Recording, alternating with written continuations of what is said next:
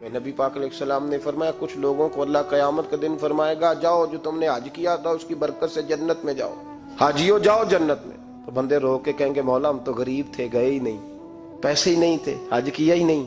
तो रब करीम फरमाएगा जब हाजी जाते थे दिल तड़पता था, अंदर से आवाज आती थी कि मेरे पास भी होते तो मैं जाता।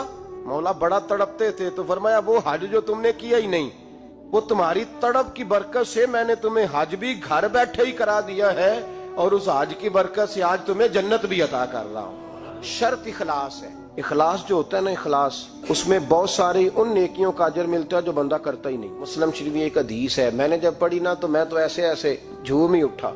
सहाबा कहते एक जंग में हम गए तो हमें बड़ी जद्दोजहद करनी पड़ी। दूर दराज के इलाके थे, कहीं गुबार उड़ता था, कहीं खाक उड़ती थी, बड़ी परेशानी थी। लंबा सफर हुआ महबूब के साथ। कहते एक जगह बैठे तो नबी पाक ने एक जुमला कहा तो हमारी थकावट ही उतरने लग गई।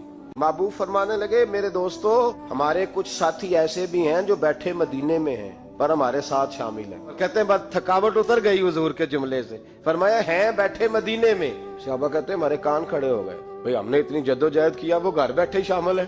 तो मेरे महबूब अलैहिस्सलाम ने फरमाया उनका बड़ा दिल करता था तुम्हारे साथ आने को, पर कुछ बीमार थे, कुछ मजबूर थे। उनकी बीमारियों और मजबूरियों ने उन्हें आने नहीं दिया, पर वो रोज तड़पते हैं, वो रोज रोते हैं, उनके अंदर रोज दर्द उठता है कि मौका मिले तो वो उड़ के आ जाए। पर मैं जितना अजर तुम्हें अल्लाह गली गली फिरने का देगा, सफर और जिहाद और मेहनत का देगा, उतना ही अजर अल्लाह उन्हें घर चारपाई पे बैठे बैठे सिर्फ तड़पने पे अता फरमा देगा। शर्त इखलास है।